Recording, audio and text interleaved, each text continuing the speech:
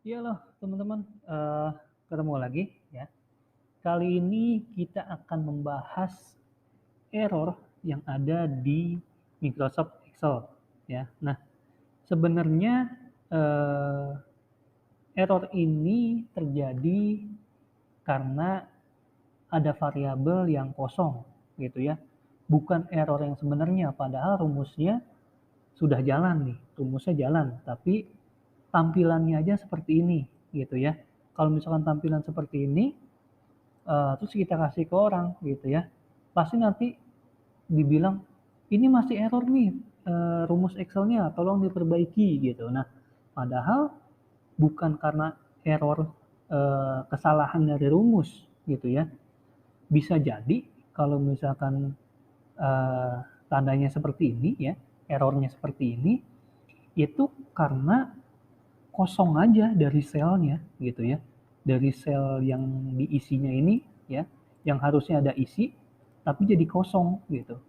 Tapi masih kosong datanya. Karena memang biasanya munculnya tuh di data master. Jadi misalkan teman-teman bikin file master nih gitu. Nah, itu kan datanya kosong biasanya. Nah, di beberapa rumus ada yang tampilannya seperti ini, ya. Ada errornya seperti ini. Di sini saya pakainya coba average, ya. Nah, di sini ada tampilan seperti ini nih, errornya, ya. Nah, ini biasanya akan dianggap nantinya rumusnya yang salah, rumusnya nggak benar, dan lain sebagainya. Padahal error yang ditampilkan di sini pesannya adalah bisa jadi cuma karena selnya kosong, ya. Sel ininya kosong. Biasanya harus ada isinya dulu baru nanti dia akan berubah ya. Nah, saya contohkan nih, misalkan seperti ini. Average ya, kita pakai average. Nah, average-nya ngambil dari sini misalkan. Gini ya. Nah, dia pasti akan kosong seperti ini ya, akan error. Kenapa? Karena kosong di sininya ya. Kita baca ininya, errornya seperti apa ya. The formula or function used is defining by zero or empty cell ya.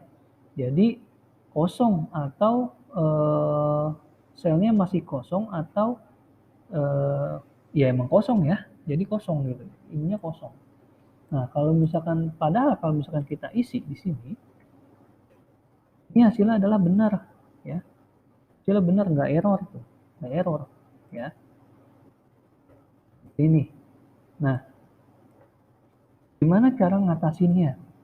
Eh, Cukup simple teman-teman ya. Kita pakai if ya. Di sini kita pakai if. Cuma bukan if yang satu if, dua if atau triple if ya, bukan if bertingkat. Beda if-nya. Jadi if yang kita gunakan di sini adalah untuk mengalihkan istilahnya. Mengalihkan ketika terjadi error seperti ini ya. Nah, rumusnya itu adalah if terus kurung buka. Ini average-nya biarkan saja teman-teman ya. Nah, terus tinggal pakai titik koma teman-teman ya. Nah, terus tinggal indikatornya nih, kita mau pakai apa? Apakah mau kita kasih 0 ataukah kita mau kasih strip? Itu. Nah, itu tergantung dari teman-teman sendiri mau pakainya apa gitu ya. Kalau saya biasanya nilai indikator itu kalau misalkan memang ini wajib diisi. Nah, kalau wajib diisi itu berarti saya kasih 0 biasanya. Tapi kalau misalkan, oh ini nggak terlalu wajib diisi, nggak ada isinya juga nggak apa-apa. Nah, itu biasanya saya kasih strip. Gitu ya. Jadi tergantung dari teman-teman maunya apa. Jadi kayak jika saya kasih 0, terus kurung tutup, ya. Oke. Oke. Nah, di sini eh, titik koma, saya pakai koma ya. Jadi di beberapa laptop seperti yang sudah tutorial-tutorial sebelumnya gitu ya teman-teman. Eh, Bisa pakai titik koma, bisa pakai koma. Itu tergantung dari laptop yang teman-teman pakai ya. Jadi kalau misalkan pakai titik koma nggak bisa, coba pakai koma. Ya di sini saya coba tes dulu. Kok masih nggak mau? Ya. Ini flash no. Masih nggak mau ya. Ada kesalahan kah? Chemical test. If error, sorry teman-teman. Sayanya yang error juga nih. If error. Ya. If error teman-teman. Nah, ini tampilannya ada 0. Ini bisa di ketengahin nih teman-teman, nanti tinggal dirapihin aja. Kita pakai if error teman-teman ya, kita pakai if error, bukan pakai if biasa ya.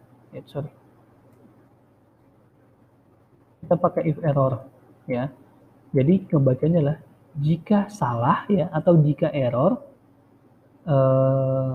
rumus dari ini, maka yang ditampilkan adalah 0. Kira-kira seperti itu teman-teman ngebaca rumusnya ya. Nih, if error value jika error ya, jika terjadi error, maka yang ditampilkan apa ya? Ditampilkan adalah 0 gitu. Nah, kalau misalkan yang ditampilkan adalah strip seperti ini, teman-teman nggak bisa cuma kasih strip seperti ini doang ya.